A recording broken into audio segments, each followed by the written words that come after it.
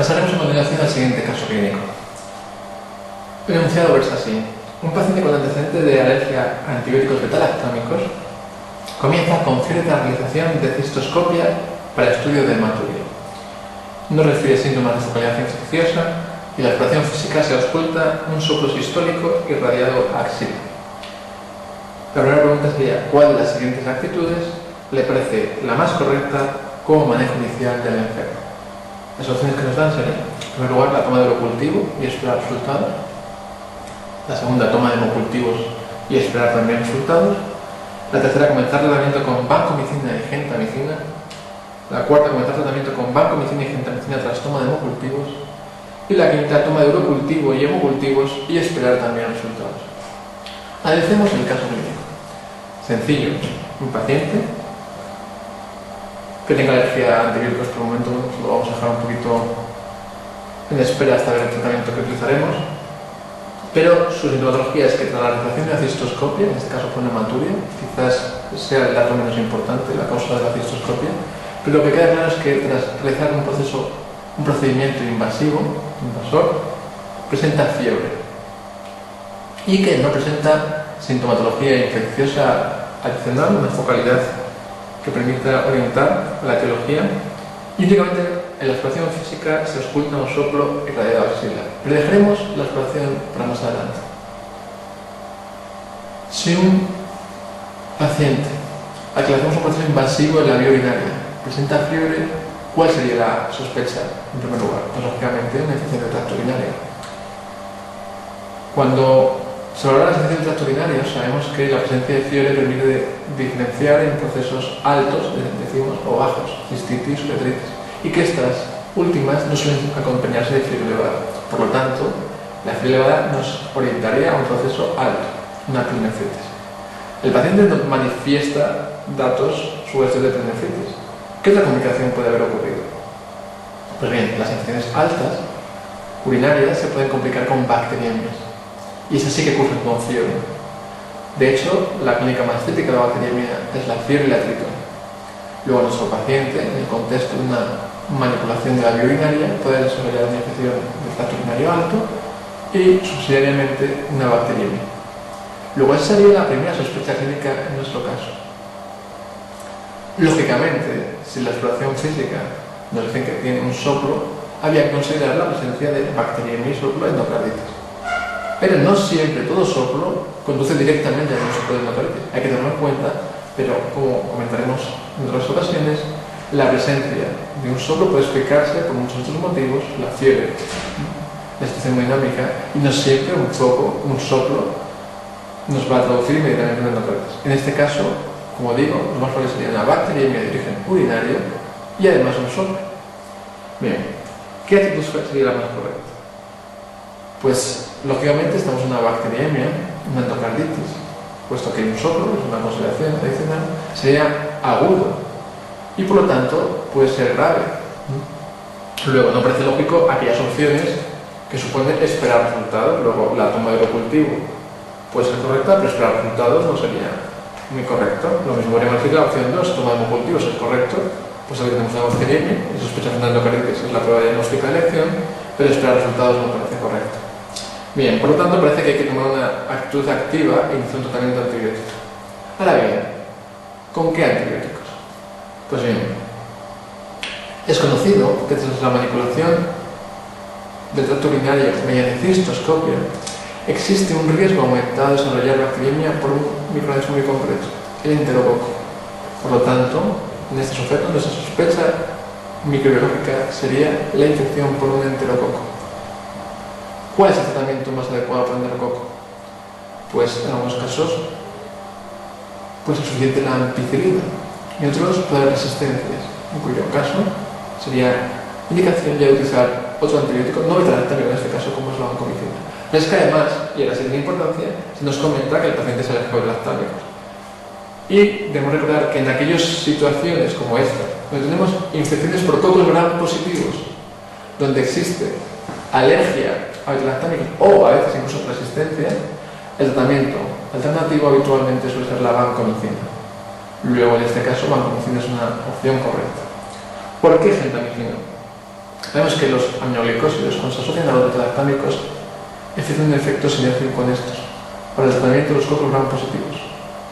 Por lo tanto, la asociación de gentamicina permite acortar la duración del tratamiento y es una opción adecuada en este caso, donde sospechamos un enterococo. Luego, vancomicina y gentamicina sería una acción buena. La diferencia entre la acción 3 y la 4 es que en la 4 se nos señala que habría que comenzar el tratamiento con banco y gentamicina tras la toma de hemocultivos, que es lo más lógico. Y en la 3 no se habla de obtener hemocultivos. La opción 5 también sería falsa, puesto que no se habla de toma de eurocultivo y hemocultivos, pero esperar resultados. Ahora bien, lo más correcto sería una opción que no aparece descrita, pero sería toma de eurocultivo, puesto que es el foco inicial de la infección, toma de hemocultivo y posteriormente iniciar tratamiento con vancomicina y gentamicina. Esa sería, por lo tanto, la acción más correcta. Bien, si seguimos avanzando en la pregunta, nos señala que en este mismo sujeto, tras el ingreso, el enfermo presenta bruscamente el trastorno del lenguaje con un déficit motor facial y braquial derecho. La realización de una TAC craneal demuestra una hipodensidad en el hemisferio cerebral izquierdo. Y nos pregunta que cuál sería la actitud más razonable en este momento. Se nos ofrece como opciones anticoagulación con heparina intravenosa, anticoagulación oral, anticoagulación con heparina subcutánea a dosis altas, la utilización de antiagregantes plaquetarios o simplemente esperar la evolución.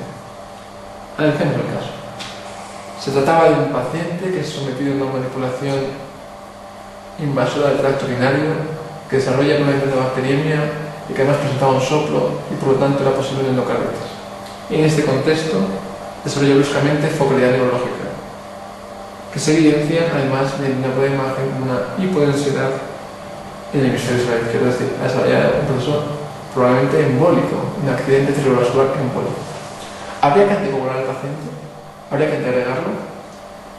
Recordemos que el embolismo en este paciente es de naturaleza séptica, por lo tanto, no es cuestión de un tromboembolismo, no estamos en ventilación auricular, y no ha demostrado utilidad ni la anticoagulación ni la antiagregación. Estamos ante un embolo de naturaleza séptica. Luego, la anticoagulación y la antiagregación no son tratamientos útiles ante una endocarditis con fenómenos embólicos. ¿Qué se recomienda? Pues si la endocarditis produce embolia séptica de repetición, habría que recurrir a la cirugía de reemplazo valvular. Hay que eliminar el foco embolígeno. Pero, normalmente, cuando el émbolo es único, se recomienda el tratamiento antibiótico y esperar la evolución y el tratamiento conservador. La cirugía de sustitución valvular tiene una mortalidad elevada y por lo tanto solo realizaremos reemplazo valvular cuando el embolismo no se controle y sea un embolismo repetido. Si no, ante un único episodio de embolismo, la actitud más adecuada sería un tratamiento conservador, tratamiento antibiótico y esperar la evolución del enfermo.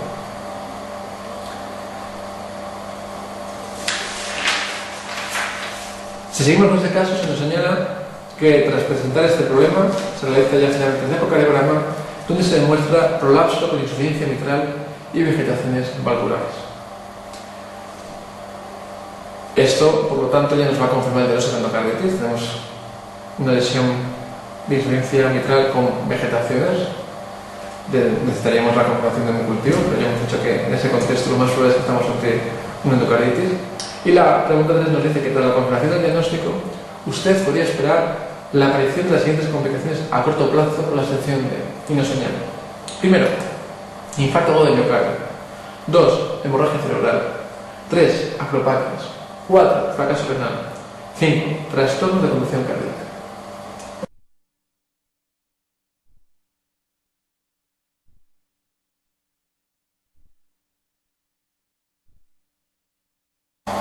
Esta pregunta nos da la oportunidad de repasar las manifestaciones clínicas de las endocarditis infecciosas. Una enfermedad con unas manifestaciones muy variadas, que no solo tienen complicaciones cardíacas, sino como veremos a continuación, puede presentar diversas alteraciones en diferentes órganos y sistemas. Es, por tanto, una enfermedad, como hemos señalado, sistémica. Si consideramos ¿cuál es la principal sintomatología, el principal síntoma y signo de la endocarditis? Lógicamente, si estamos hablando de que las endocarditis son bacteriemias, la fiebre es el síntoma y el signo más frecuente. Es muy raro que tengamos una endocarditis en ausencia de fiebre y es de síntoma y este signo va a estar presente en la mayoría de los enfermos. Y en ocasiones es el último síntoma. ¿Por qué? Porque todos los demás que a continuación nombraré pueden o no aparecer. Generalmente existen otros síntomas, pero como digo, la fiebre puede ser en ocasiones el único síntoma en una endocarditis.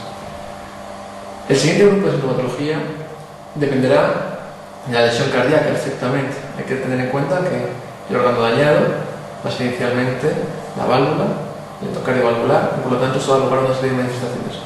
La primera de ellas es la existencia de un soplo. Pero hay que tener en cuenta que el soplo no es obligado. De hecho, en algunos tipos de endocarditis, por ejemplo, los adictos a la osmoría parenteral, donde se lesiona la válvula tricúspide característicamente, el gradiente de presión que hay entre ambas cavidades, entre la tricúspide, es tan pequeño que la lesión de la tricúspide no condiciona un soplo. Es raro que haya soplo en endocarditis de la DVP. Por lo tanto, la ausencia de soplo nunca descartará el diagnóstico de endocarditis. ¿Qué otras complicaciones podemos tener? Pues, en ocasiones, la válvula se va a afectar de forma tan importante que puede comenzar una rotura de una cuerda tendinosa, la válvula va a hacerse bruscamente insuficiente y esta rotura valvular súbita va a desarrollar la existencia de insuficiencia cardíaca aguda o edema agudo de pulmón. Luego, edema agudo de pulmón, junto con fiebre, es muy sugestivo en endocarditis por rotura valvular. Es una manifestación muy grave de esos pacientes y además es indicación de cirugía urgente. En otras ocasiones, la infección valvular progresa de tal forma que la infección llega al anillo valvular y no solo queda confinada en este, sino que progresa y llega a afectar al miocardio que rodea a las válvulas, al miocardio próximo a la implantación de las válvulas. En este miocardio se puede favorecer la aparición de un absceso miocárdico. Pues bien, este miocardio, este tejido miocárdico próximo a las válvulas, ejerce funciones de conducción. Por lo tanto, la presencia de un absceso miocárdico se puede expresar clínicamente como un bloqueo auriculoventricular. De hecho, es conveniente a los pacientes con endocarditis hacer electros periódicos y controlar el PR por el riesgo de desarrollar un bloqueo de estas características. Luego vemos cómo, además de la fiebre, existen complicaciones importantes cardíacas. Pero es que además las endocarditis, como enfermedades sistémicas que son, tienen otra serie de manifestaciones en otros órganos. ¿Y de qué dependen estas manifestaciones? Pues de dos procesos importantes y presentes en la mayoría de ellas: los fenómenos embólicos y los fenómenos inmunológicos. Las endocarditis agudas esteatocócicas son las que con frecuencia presentan focos a distancia, pero cualquier endocarditis puede acabar dando procesos embolígenos.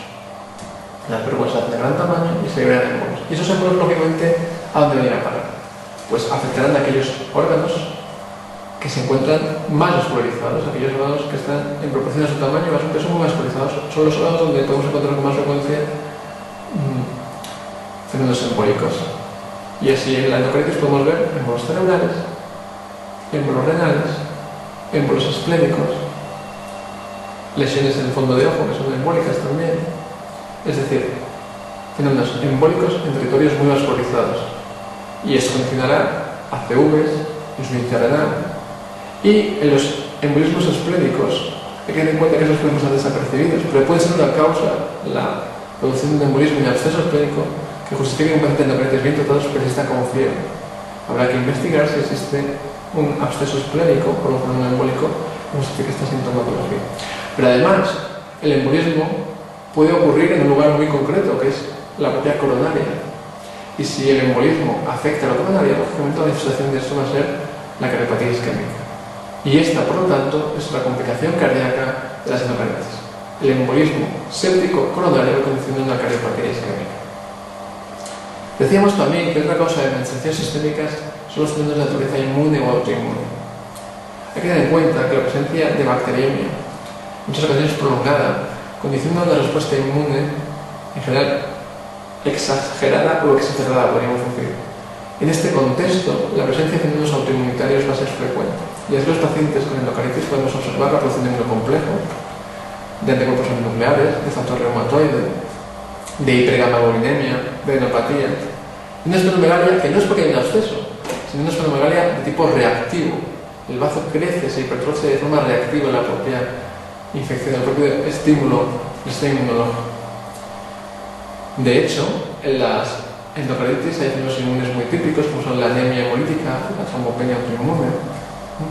Y en general podemos decir que tanto los fenómenos inmunitarios como los fenómenos embólicos condicionan una serie de manifestaciones sistémicas, una serie de signos que son muy típicos y que ayudan al diagnóstico de las endocarditis, como son, por ejemplo, en el fondo de ojo, en la retina, las manchas de Rod, que son fenómenos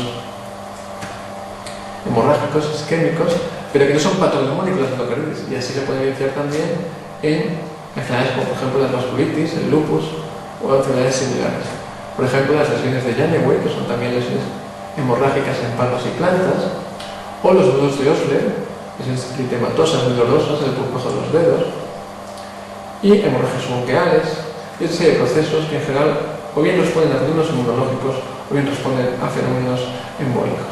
Luego, aparte de las manifestaciones cardíacas, puede haber una expresión y, de hecho, conviene en estos pacientes, ante una presencia de soplas, una exploración concienzuda, buscando estos estigmas, muchos de ellos, de hecho, recibidos por un internista, Osler, que apuntan al diagnóstico de endocarditis. En el caso que nos presente, ¿puede haber infarto de miocardio? Pues evidentemente. Hemos comentado que la lesión embolígena a la coronaria puede dar cardiopatías isquémica. ¿Hemorragia cerebral? Pues lo mismo. La presencia de embolias o aneurismas micóticos que se rompen cerebrales puede dar lugar a episodios de hemorragia. Acropaquias. Lo dejamos ahí de momento. Fracaso renal agudo. Pues tanto por fenómenos inmunitarios de trastorno inmunocomplejo como por fenómenos embólicos en los pacientes puede haber insuficiencia renal. Y hemos comentado que la presencia de abscesos en el lugar de trastorno de la función cardíaca. Por lo tanto, no es probable que en esos pacientes, y menos a corto plazo, como señala la pregunta, aparezcan acropaquias. Luego, las acropaquias no son una complicación a corto plazo en endocarditis. Los demás, sí. En general, para establecer qué manifestaciones clínicas puede haber en endocarditis, hay que señalar o hay que preguntarse si puede haber manifestaciones cardíacas, como la que hemos señalado, inmunológicas o embólicas. Estas categorías nos pueden ayudar a entender qué manifestaciones puede presentar un paciente de estas características. A continuación nos comenta que si está un tratamiento a este paciente que, como hemos dicho, tiene una sospecha de endocarditis y que queda febril y que su estado general mejora. Pero tras 5 días se produce de nuevo la reaparición de la fiebre. Y la pregunta nos dice, ¿cuál considera que es la causa más probable? Fiebre medicamentosa, embolias sépticas, aparición de resistencia a antibióticos, recaída de la infección valvular, sobreinfección bacteriana. Pues bien, generalmente cuando instalamos tratamiento antibiótico lo que conseguimos es que la bacteriemia en unos días, pocos, desaparezca. Ahora bien, eso no es suficiente, el tratamiento tiene que ser prolongado porque hay que tratar la infección que asienta en la válvula, que es el tratamiento más prolongado. Pero en general, al desaparecer la bacteriemia, la fiebre desaparece. En ocasiones hay focos a distancia y eso hace, como hemos comentado antes, un proceso clínico que la fiebre desaparezca. Pero en este caso nos habla de que el paciente es tratado, desaparece la fiebre y posteriormente reaparece. ¿A qué puede ser debido? Pues un aspecto muy importante que hay que considerar siempre que damos antibióticos es que estos pueden ser causa de fiebre. Y así si un paciente bien tratado queda febril, pero al poco tiempo de establecer los antibióticos reaparece la fiebre, hay que sospechar si esta fiebre no será medicamentosa. En muchas ocasiones, si el paciente ya está estable, lo que conviene es suspender la antibioterapia, aprovechar para hacer hemocultivos si el paciente vuelve a tener fiebre en ausencia de presión antibiótica y valorar si hay una infección o si son los propios antibióticos, al ser retirados, los que hacen que no vuelva a tener fiebre el paciente. Luego, habría que considerar que la causa más probable en este caso sería la fiebre de medicamentos. Otras causas que aparecen ahí, como las embolias sépticas o la aparición de resistencia a antibióticos, son causas de que la fiebre persista, pero no normalmente de que la fiebre desaparezca y unos días después no lo aparece. En este caso, recordemos la fiebre medicamentos en el contexto de endocarditis. Y por último, la opción 5 de este caso, la pregunta número 5, nos dice qué situaciones en el contexto de la endocarditis, por lo tanto, no obligarían a realizar cirugía de sustitución valvular. Y se nos señala la insuficiencia cardíaca con insuficiencia valvular severa, el absceso de miocardio, los embolismos de repetición y la persistencia de hemocultivos positivos a pesar de un tratamiento antibiótico y la aparición de petequias y nódulos de Osler. Bien, ¿cuál sería la causa más habitual para precisar cirugía sustitución valvular en endocarditis? Pues sin duda alguna, la causa más frecuente de cirugía, de reemplazo valvular, va a ser la existencia de insuficiencia cardíaca, generalmente expresada como edema agudo de pulmón. Los pacientes con inestabilidad hemodinámica y insuficiencia cardíaca requieren reemplazo valvular. De hecho, la alteración hemodinámica, el fracaso hemodinámico, es la principal causa, la causa más importante de mortalidad de los pacientes con endocarditis. Fallecen de fracaso hemodinámico. Por lo tanto, indicación para la cirugía. Después, los abscesos, lógicamente, habrá que drenarlos, por lo tanto es otra causa de cirugía. Lo mismo que los embolismos de repetición. Recordemos que el embolismo aislado es indicación únicamente de tratamiento conservador, antibiótico, no de cirugía. Solo el embolismo cuando es de repetición va a requerir cirugía. Y en ocasiones, a pesar del tratamiento adecuado, los hemocultivos siguen siendo positivos, por ejemplo, cuando hay orugas de gran tamaño, se puede parecer, por ejemplo, en la coxiela, o en los hongos, es necesario recurrir a la cirugía, puesto que si no, no conseguimos esterilizar los hemocultivos. No va a ser causa de requerir cirugía la aparición de petequias nudoosseosas, que son fenómenos realmente inmunitarios y que no tienen que ver con el reemplazo valvular ni con otras causas que justifiquen la cirugía.